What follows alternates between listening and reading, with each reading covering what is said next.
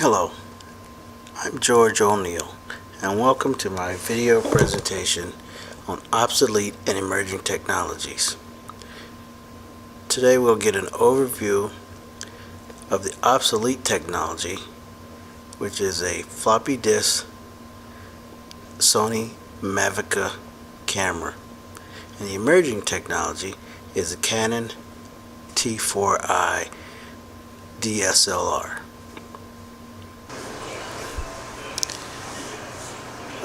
The focus of this project, as the obsolete technology and the emerging technology relate to McLuhan's tetrad, that explains the four stages of emerging technology go through: enhancement, obsolescence, retrieval, and reversal.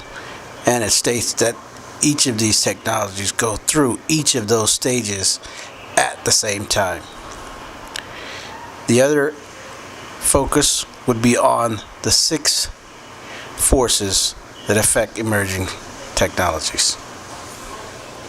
The 6 forces of emerging technology are evolutionary technologies, rhymes of history, disruptive technologies, science fiction, increasing returns, and red queens. The Sony Mavic 3.5 floppy disk cameras were first introduced in 1997, with the FD97 version arriving in early 2001.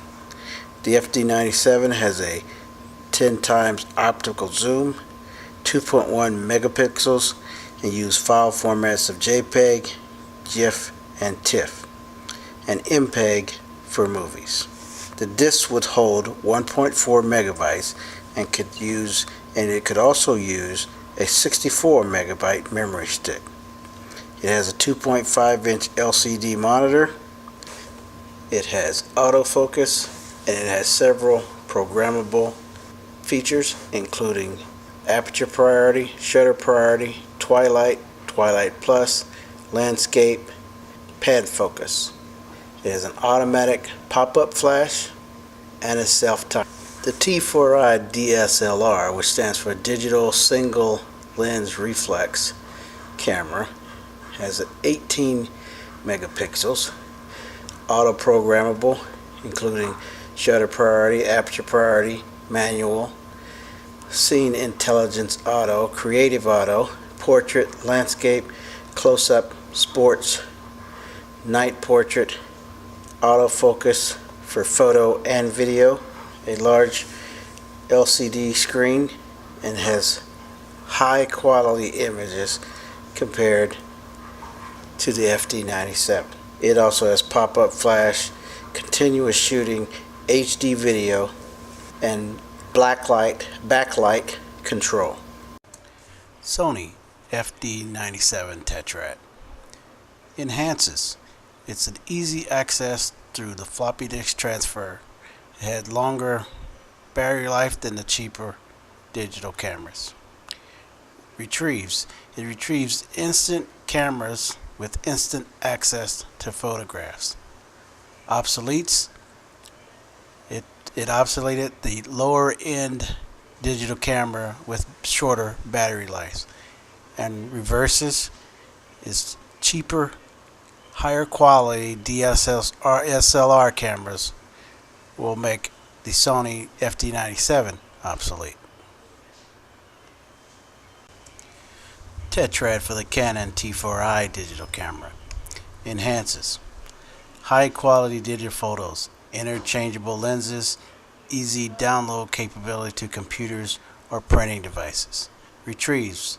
Again, instant cameras with instant access to photographs. Obsoletes.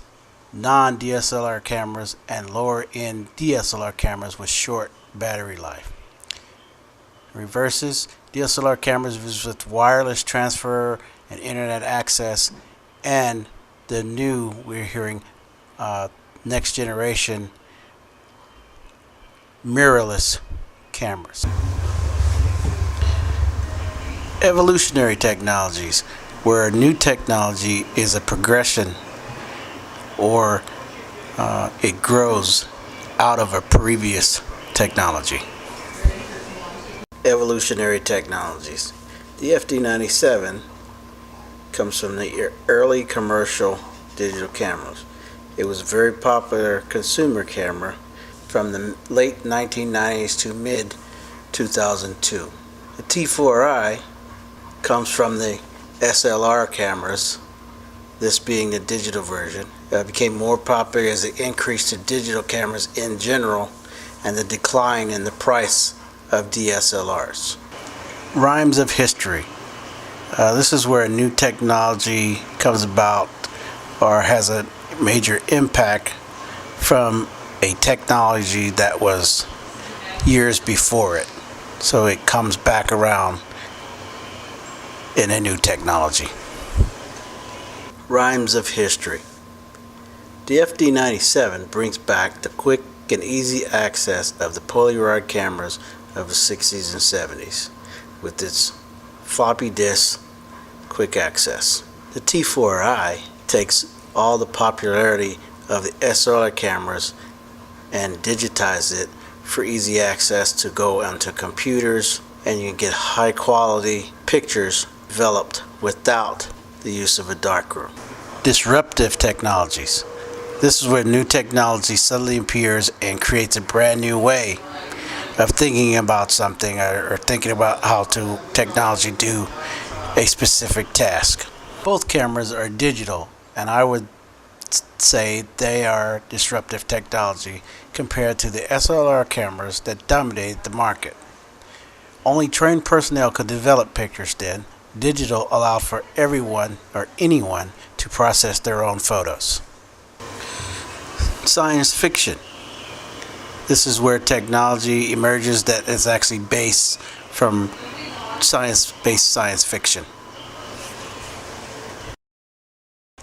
Science fiction has played a major part in the development of digital cameras and digital pictures in general. We've seen their use in the movies, all of the science fiction movies from Blade Runner to James Bond films to Star Trek. They use them as analysis tools. We see the cameras getting smaller and smaller, such as the use in the Bond films for spying. It's a combination of speed and quality that increases and increases, and that same thing is going on in the digital processes today. Increasing returns. And increasing returns is where two technologies are competing for dominance, and then one technology is chosen over the other, and the other technology basically disappears. The FD97 is obsolete because of the T4i and cameras like it increasing returns. There's an increase in storage, picture quality, speed, video, lenses, and they are better in every category. Red Queens. This is when there are several technologies competing against each other, and then two of those suddenly get out in front of the others, and then they take off, expanding the technology and have a major competition between. There is no Red Queen battle between these two type of cameras, but the T4i, being a digital SLR camera, could be in a Red Queen battle with SLR cameras. With the popularity of the DSLRs going up and the price of the DSLRs coming down, it is becoming an ever-increasing part of the market. But there are others, especially professional photographers, who do not give up their SLR technology, as some of them feel the SLR has a greater depth of field than the digital versions, and therefore will never give up their SLR cameras. So that battle is still raging on. This is a copy of the consent form signed by the interviewees and myself as the interviewer to be able to use their information in this project. These are the questions used in the interview process. One section of questions is for the interview used with the end users, and the other part of the questions are the ones used with the decision makers. Okay, Ms. Eaton, you want to go ahead and introduce yourself? Hi, my name is Mrs. Eaton, and I've been a teacher at Bear River for 27 years. And about 14 years ago, I became the yearbook advisor. So I needed a new camera to start taking pictures for the yearbook. Okay, I guess that answers the first question, which was what was the purpose of your Sony FD97. So let's go on to the second one. Why did you purchase that particular camera, or was it recommended by your IT personnel? I don't think we had IT personnel back then. If we did, they were just running a computer lab for typing. I went to Fry's Electronics, and it was recommended by the salesman there. Why did you seek a replacement for that camera? Well, the camera didn't have very much memory, and the charger wore out, and I had replaced the charger one time, and it was an expensive charger, like $300, and the camera was over $1,000. And so it took the floppy disks, and I think it would hold like 4 to 8 pictures at one time, and then we would have to download them and go take more. And I needed a camera with a bigger memory to hold more. Good. Is the replacement equipment living up to your expectations, and are you already looking for a replacement for that? Well, as you all know, it's been 14 years, so the replacement has been replaced by a replacement by a replacement. So I think I'm on my 4th generation, which is about, I have a Nikon 500, and I have a Nikon 100. So I bought something in between that, and then the 100, and then last year the 500. So we've been going through the cameras, but now they hold hundreds of pictures, and we download them onto an internet yearbook site. Great, thank you. Thank you. Okay, Mr. Guzman, please introduce yourself. Okay, my name is Justin Guzman. I am the Vice Principal here at Bear River School. I've been the Vice Principal for a little over 3 years now. I've been in the district for 11 years as a special education teacher and as a social science teacher before moving into the administrative role that I currently hold. Great, so you've been in the district a good while, so let's go over these questions. How are decisions made regarding the purchasing of audiovisual equipment? Well, what we like to do is we want to always be at the front end of technology, so we always work towards staying ahead of the curve when it comes to education with the schools in our area. And one of the things that I like to pride myself on is staying as current as possible with what we're doing. We have a great technology department here in our district, and technology has always been key to us. So what we do is we sit down as a team. We actually have technology meetings in which our local tech guy, our district tech guy, and then any teachers that would like to join us are invited, and we make decisions based on what we see as a need for our district. One of the current things that we're looking towards doing is creating a system called Bear River TV, in which you've been a big part of that process, and trying to be able to broadcast some of the events that we hold here at the school, and finding out exactly what audio and visual equipment we need to possess to be able to make that happen. Great, thank you. Is there a particular source or regular vendor that purchases for this type of equipment are made from? You know, one of the things that we like to do is we like to stay price competitive. So oftentimes when teachers request certain audio or video equipment, that request is then sent to our technology department, and they determine whether or not that's the best pricing available for that particular thing, or if they can find another brand that has the same specifications but is a less expensive price.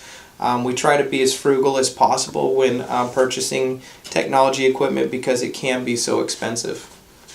Piggyback on that same type of question. Is there a district or school policy on usage of cameras, and is there a procedure for replacement and or retirement or disposal of this type of equipment? The school policy is that students themselves are not allowed to use cameras unless they are being used for educational purposes. For instance, we have our yearbook staff that goes around and takes pictures. We have our technology class that does video recordings of students. But private use cameras are not allowed on campus. For instance, kids' cell phones or any video or camera equipment that they bring from home. The procedure for replacement or retirement of equipment would be that if it's deemed that a product is no longer needed, then we make a recommendation to our technology department. They surplus the items if they see that they're no longer needed. If they see another use for them, then they get recirculated back into a different spot. But if they see that they're no longer needed, then they are surplused, and then they become part of technology waste that's picked up through the district. Great. When choosing a technology or technology equipment to buy, what is the approval process? Well, when it comes down to like laptops or any kind of audio video equipment, usually it's a recommendation by the teacher. They'll make a recommendation of what exactly they want. Once that recommendation is made, then those quotes are brought to the administration. The administration then goes through the technology department for the district, and they determine whether or not that's the right specifications that we need for the job that we're doing. A lot of times our teachers want the really high-end stuff, and sometimes they have to settle for the medium-end stuff just due to cost. But we like to make sure that we're able to do all the things that we talk about doing with the equipment before making those decisions. Okay, and the final question. Is there a specific price range or percentage used when deciding to either repair or replace technology equipment? No, the reality of it is if an item costs more to repair than to replace, and you're going to surplus that item and you're going to get a new item. But if the item is something that is still usable, still fixable, then it makes more sense to repair it than it does to go out and purchase another item. Obviously, if it's an item that has had numerous problems in the past and is becoming obsolete, then it would make more sense to upgrade to some of the newer stuff. But I wouldn't say that there is a specific price range or percentage that we use in determining that. Well, great, Mr. Usman. Thank you. Thank you. I'm Chad Swaim. I'm the District Technology Coordinator here at Wheatland School District. I've been here since 2010. So about 3 years, a little over 3 years now. And you are from this area? Yes, I grew up and been born and raised here in Wheatland. All right, let's go through these questions. First question, how are decisions made regarding the purchase of audio, visual, and video equipment? Well, usually somebody from the Wheatland School District staff, typically channeled through admin, will come to me with a recommendation. I then do my research on that recommendation to make sure it is the best for our money spent. I also make sure that it will fit into our environment with no problems. Sometimes different equipment can affect the network infrastructure, which in turn will affect the whole district, so we always have to be sure we are purchasing valuable equipment. As a district, we also have district standards for purchasing anything technology, so we must stay within those standards. Good. Is there a particular source or regular vendor that purchase for this type of equipment are made from? It really depends on what type of equipment it is. If we are able to purchase through one of our reputable vendors, for example CDWG, we will make that purchase through them since everything is tracked on what was spent and when. They act as another level of asset inventory for us. We also make sure we are purchasing with the proper state contracts, which will give us usually the best deal most of the time since we are a government entity. If the equipment is not purchasable through one of these sources, then I do my best to research vendors or take a recommendation and do a bit of research on that recommendation to make sure they're a reputable vendor for the equipment being purchased. Good. Is there a district or a school policy on usage of cameras, and is there a procedure for replacement and or retirement or disposal of this type of equipment? This will depend on if the camera is school or district purchased. If it is purchased by the school, it'll be up to the teacher and admin how the camera is used and when. The procedure for replacement is to first see if there is a warranty that has been purchased. If there has been a warranty purchased, then hopefully the damaged part is covered under it. If not, then it'll need to be brought to admin to see if the funds are available to send in for repairs. The retirement or disposal of this camera will depend on if we are still able to get the quality of use out of it that we need to do the job right.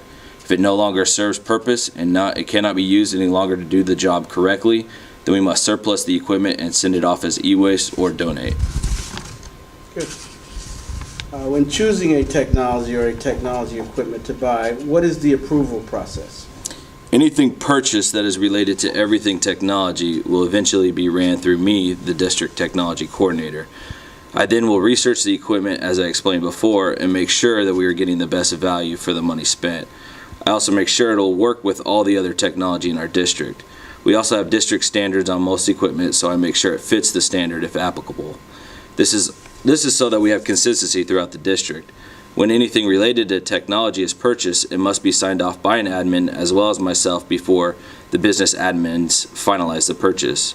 If I have not heard about this purchase at that point, I will then hold off the order for a bit and do my research. Is there a specific price range or percentage used when deciding to either repair or replace technology equipment? There isn't necessarily a price range or percentage used, but more of a worth of value we will get from the repair if there is no warranty. If the cost of replacing it outweighs the cost of repair, we might go forward with just replacing. If the value we get out of the repair outweighs the value of replacing, then we will definitely go with the repair. It all comes down to cost and value. Great. Well, thanks, Chad. Yep, thank you. Capabilities in quality, quantity, and new features of the DSLR cameras will continue to increase, and the price will continue to decline. But there still will be some professionals that would never move totally away from the SLR camera technology. There could also be a challenge to the DSLR technology market from the new mirrorless cameras, also called the third generation cameras.